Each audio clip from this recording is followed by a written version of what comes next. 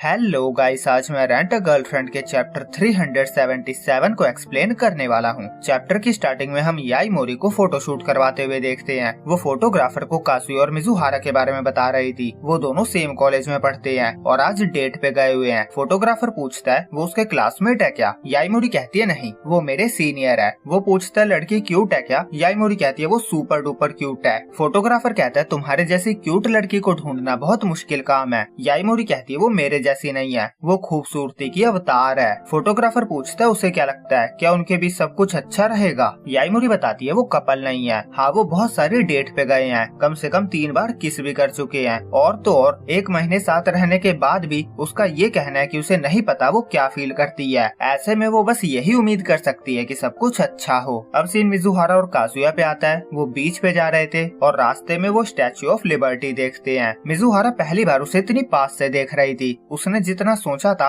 ये उससे थोड़ा बड़ा था। वो ओडाइबा में बहुत बार आ चुकी थी, पर इतनी पास से उसने उसे कभी नहीं देखा था। वो सोचती थी वो यहाँ सब कुछ देख चुकी थी। और काजुया सोच रहा था अभी यहाँ आए हुए बस 5 ही मिनट हुआ है और ये इतनी अच्छी बातें कर रही है। उसके प्लान का आखिरी हिस्सा स्टार्ट हो चुका था, उनकी डेट का लास्ट डेस्टिनेशन। और 2 लड़के वहाँ से जाते हुए मिजुहारा को देखते ही रह गए थे, पर किसी में इतनी हिम्मत नहीं थी कि इतनी सुंदर लड़की से जाकर बात कर सके। और वैसे भी इतनी सुंदर लड़की का बॉयफ्रेंड ना हो ऐसा होना नामुमकिन था। काजुया भी मन ही मन उसकी खूबसूरती के पुल बांधे जा रहा था। वो अगली बार प्राइवेट बीच जाने तक के सपने देखने लगा था। और जैसे जैसे वो बीच के पास जा रहे थे, कपल्स उन्हें मेकआउट करते हुए दिख रहे थे और एक कपल तो झाड़ियों के पीछे ही शुरू हो गए थे। और ये सब देखकर काजुया सोचने लगा था मुझे बोलते हुए अपने वर्ड्स पे ध्यान रखना होगा, कहीं से ऐसा ना लगे कि मैं इसे मूड में लाने के लिए ऐसी जगह लेकर आया हूँ। वो उसे वहाँ से और आगे चलने के लिए कहता है क्योंकि आगे बहुत कम लोग थे। रास्ते में उसे एक और कपल दिखते हैं और वो दोनों ही नर्वस थे। इससे काजुया को अपनी ही याद आ जाती है। वो सोचता रहता था वो मिजुहारा से किस बारे में बात कर सकता है, पर कोई भी टॉपिक उसे नहीं सूझता था। वो सोचता है मुझे 1.5-2 साल पहले इससे प्यार हुआ था। शुरुआत रेंटल डेट से हुई थी और आज हम प्राइवेट डेट पे हैं और आज शायद मुझे पता चल जाएगा कि इसका एंड कैसे होगा। और ये सोचकर ही वो नर्वस हो रहा था। फिर वो वहाँ से व्यू देखते हैं।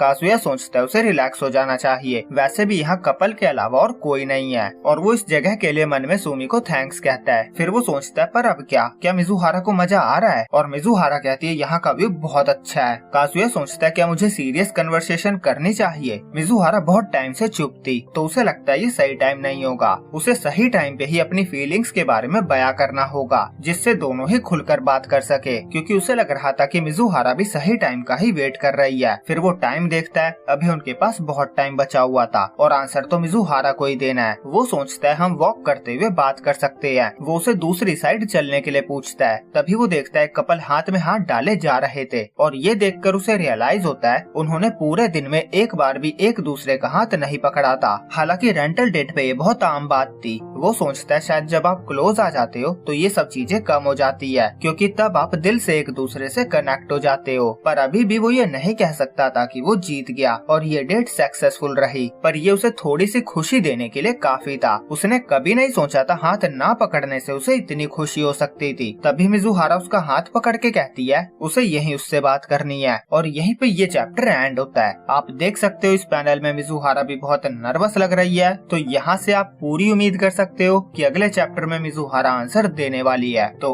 आज के लिए इतना ही। वीडियो अच्छी लगी हो तो लाइक कर दो। जल्दी मिलेंगे आपसे अगले चैप्टर के रिलीज होते ही। तो जब तक के लिए सी यू, टाटा, बाय बाय।